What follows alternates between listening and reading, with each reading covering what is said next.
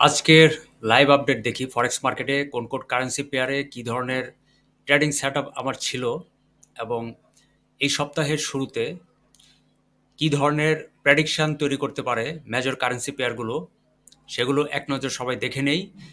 সেই ট্রেডিং সেটআপগুলো দেখে আপনারা অনেক কিছু শিখতে পারবেন যে কিভাবে সেল অর্ডার ব্লক বা বাই অর্ডার ব্লক দেখে কোথায় সেল এন্ট্রি করেছি, কোথায় বাই এন্ট্রি করেছি এবং নেক্সট প্রেডিকশন বুলিশ হবে নাকি বেয়ারিশ হবে নাকি র্যাঞ্জিং হবে নাকি রিভার্সাল হবে, মার্কেটে কী ধরনের বিহেভিয়ার তৈরি হবে, কী ধরনের স্ট্রাকচার তৈরি হবে, কি লেভেলগুলো কি ব্রেক করবে নাকি টেস্ট করবে, কী ধরনের প্যাটার্ন তৈরি করবে, ক্যান্ডেলগুলো কী ধরনের ফরমেশন তৈরি করবে, কী ধরনের স্ট্রাকচার আমরা মার্কেটে দেখতে পারবো এই সপ্তাহে। আসুন সেগুলো দেখে নিজের ট্রেডিং স্ট্র্যাটেজির সাথে মিলিয়ে যাচাই বাছাই করে তারপরে ট্রেড করার সিদ্ধান্ত নেই। যারা অলরেডি লুজার বা স্ট্রাগলিং ট্রেডার তারা আমার এই অ্যানালাইসিসগুলো দেখুন এবং যাচাই বাছাই করে ট্রেড করার সিদ্ধান্ত নিন। আশা করছি লসগুলো রিকভার হবে এবং পরবর্তী ট্রেডগুলো প্রফিটেবল হবে। সেজন্য প্রত্যেকটি অ্যানালাইসিস দেখবেন, নোটিফিকেশনটি অন করে রাখবেন, ভিডিও আপলোড করার সাথে সাথে অ্যানালাইসিস দেখার সুযোগ পাবেন। একদিকে লাইভ ফরকাস্ট বা লাইভ আপডেট অ্যানালাইসিসগুলো দিচ্ছি, সেগুলো দেখে অ্যানালাইসিস করে ট্রেড করার সুযোগ দিচ্ছেন। অন্যদিকে ফরেক্স ট্রেডের এ টু জেড বিষয়গুলো নিয়ে আলোচনা করছি। আমার যে প্লে লিস্ট আছে ফরেক্স এ টু জেড, সেখানে ধারাবাহিকভাবে ফরেক্স ব্যবসার যত খুঁটিনাটি বিষয়সহ মেজর বিষয়গুলো আছে প্রত্যেকটি নিয়ে বিস্তারিত আলোচনা করছি। যদি ঘরে বসে অনলাইনে ইনকাম করতে চান এবং আনলিমিটেড ইনকাম করতে চান, লাইফ টাইম ইনকাম করতে চান যে কোনো কাজের পাশাপাশি, তাহলে আমার এই চ্যানেল থেকে ফরেক্স ব্যবসার প্রত্যেকটি বিষয় খুব মনোযোগের সাথে প্রত্যেকটি ভিডিও শুরু থেকে শেষ পর্যন্ত খুব ভালো করে দেখবেন, বুঝবেন। যেখানে বুঝবেন না সেখানে কমেন্ট করবেন, আমি রিপ্লাই দিব। প্রত্যেকটি বিষয় নিয়ে আলোচনা করছি এবং সামনেও করব। তাই প্রতিটি ভিডিও থেকে ফরেক্স ব্যবসার কলাকৌশল, স্ট্র্যাটেজি, সিস্টেম সব কিছুই একটু একটু করে ধীরে ধীরে সময় নিয়ে শিখতে পারবেন। সেজন্য চ্যানেলটিকে সাবস্ক্রাইব করবেন, লাইক করবেন, কমেন্ট করবেন, শেয়ার করবেন, যেন প্রত্যেকেই ঘরে বসেই এই স্মার্ট ক্যারিয়ার গড়তে পারি এবং ওয়ার্ল্ড ওয়াইড এই কম্পিটিটিভ মার্কেট থেকে নিয়মিত প্রফিট বের করে আনতে পারি। এখানে দেখুন গত সপ্তাহে এবং তার আগের সপ্তাহে আমার এন্ট্রি সেটআপ ছিল জিওপিউএসডি H4 টাইম ফ্রেমে সেল সেটআপ। এখানে রেজিস্ট্যান্স জোন ছিল, এখান থেকে আমি একটি এন্ট্রি নিয়েছিলাম।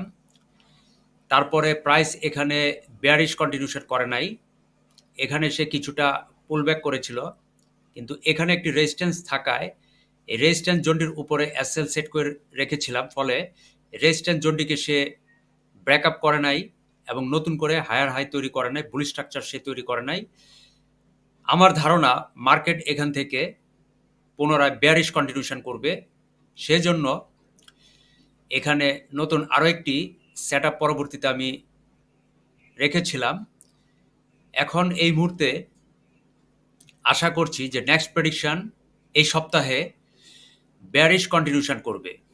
আপনারা আপনাদের ট্রেডিং স্ট্র্যাটেজির সাথে মিলিয়ে তারপরে এখান থেকে যাচাই বাছাই করে দেখুন আপনার স্ট্র্যাটেজির সাথে আমার অ্যানালাইসিস যাচ্ছে কিনা, সেটা দেখে বুঝে তারপরে ট্রেড করার সিদ্ধান্ত নেবেন।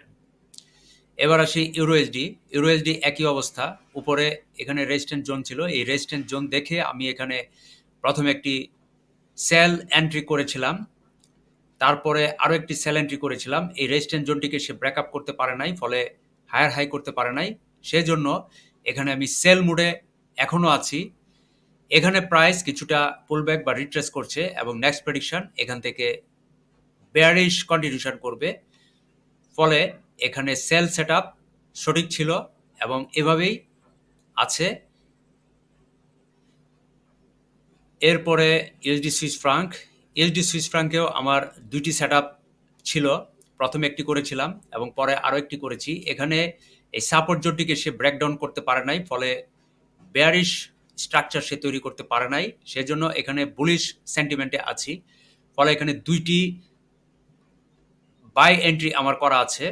এখান থেকে মার্কেট প্রাইস হায়ার হাই করবে এবং নতুন করে বুলিশ কন্টিনিউশন করবে। সেজন্য ২ টি এন্ট্রিতেই টেক প্রফিট দেখব আশা করছি। ইউএসডি জেপিওয়াই আমার ৩ টি সেটআপ আছে। যারা পূর্বের আমার ভিডিওগুলো দেখেন নাই এবং এন্ট্রিগুলো কোথায় কিভাবে করেছিলাম সেগুলো দেখেন নাই, তারা এখন এই মুহূর্তে খুব ভালোভাবে মনোযোগ সহকারে দেখে নিন কেন আমি এখানে বুলিশ এন্ট্রি করেছিলাম। আমার লজিকগুলো কি ছিল সে ভিডিওতে বিস্তারিত আলোচনা করে এসেছি। সেগুলো দেখলে অনেক কিছু শিখতে পারবেন যে কেন বুলিশ সেটআপ করি, কেন বেয়ারিশ সেটআপ করি, কখন সেল এন্ট্রি করি, কখন বাই এন্ট্রি করি এবং সেগুলো কি লসের দিকে যাচ্ছে নাকি প্রফিটের দিকে যাচ্ছে।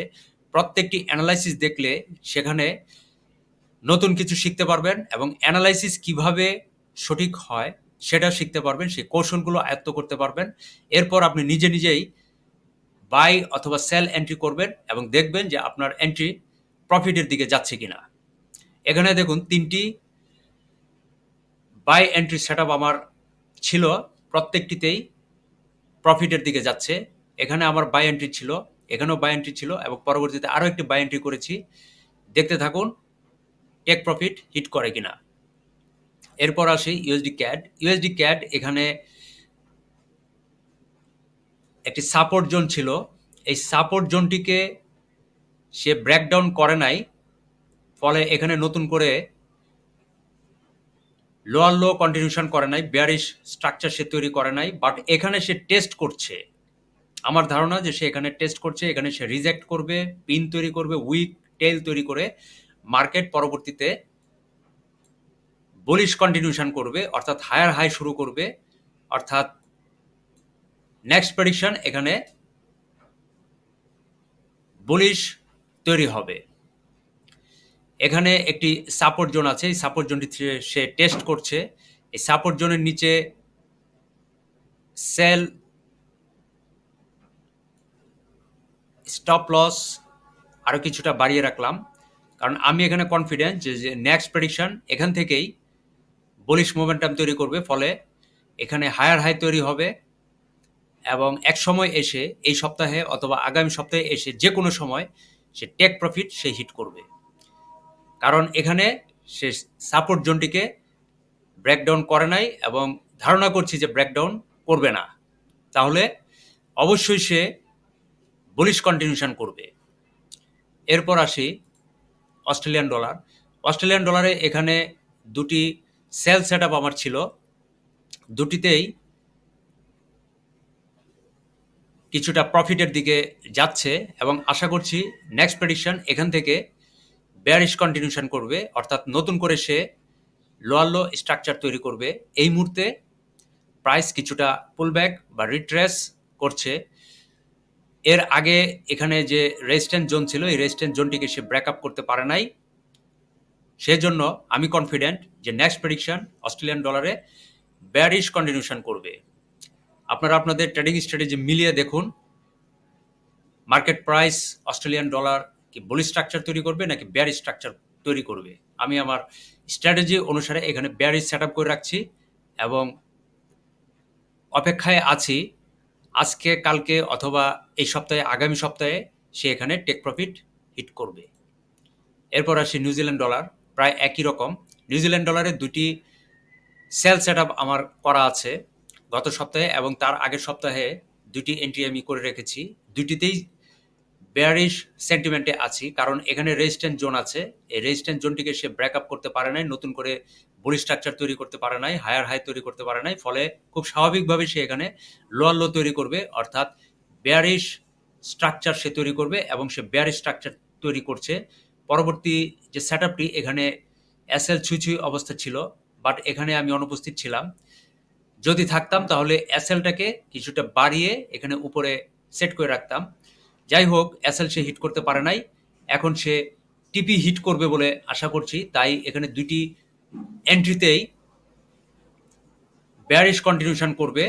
দেখতে থাকুন এবং যাচাই করতে থাকুন যে আমার অ্যানালাইসিস অনুসারে মার্কেট যাচ্ছে কিনা, স্মার্ট মানি ঠিক এইভাবে ট্রেড করছে কিনা। টেক প্রফিট হিট করলেই প্রমাণ হবে যে স্মার্ট মানি ঠিক এইভাবেই আমার অ্যানালাইসিসের সাথে তাল মিলিয়ে যাচ্ছে। অর্থাৎ মার্কেটের প্রত্যেকটি প্রেডিকশন বুলিশ হবে নাকি বেয়ারিশ হবে, হায়ার হাই করবে নাকি লোয়ার লো করবে, এটা বুঝতে হলে প্রথমে টেকনিক্যাল অ্যানালাইসিস এবং ফান্ডামেন্টাল অ্যানালাইসিস যাচাই বাছাই করে মিলিয়ে তারপরে আপনাকে সিদ্ধান্ত নিতে হবে। আপনি কি ঠিক সেইভাবে অ্যানালাইসিস করে তারপরে এন্ট্রি সেট আপ করছেন কিনা। যদি আপনার এন্ট্রি ভুল হয়, যদি ট্রেডিং স্ট্র্যাটেজিতে ভুল ত্রুটি থাকে, যদি আপনি দ্বিধা বা সন্দেহ বা কনফিউজড থাকেন যে মার্কেট প্রাইস বেয়ারিশ হবে নাকি বুলিশ হবে, এটা যদি আপনি না বুঝতে পারেন তাহলে আমার অ্যানালাইসিসটি প্রথমেই দেখে নেবেন যে কোন কোন মেজর কারেন্সি পেয়ারে আমি কি ধরনের প্রেডিকশন ফরকাস্ট করছি, কি ধরনের সেট আপ বা এন্ট্রি বা সেন্টিমেন্টে আমি কি ধরনের এন্ট্রি করে রাখছি, সেটা এক নজর দেখে নেবেন। তাহলে আপনার অ্যানালাইসিসটা তুলনামূলক সঠিক হবে এবং ভুল ত্রুটি থাকলে সেটা সংশোধন হয়ে যাবে। সেজন্য প্রত্যেকটি অ্যানালাইসিসের ভিডিও শুরু থেকে শেষ পর্যন্ত খুব ভালোভাবে মনোযোগ সহকারে দেখবেন।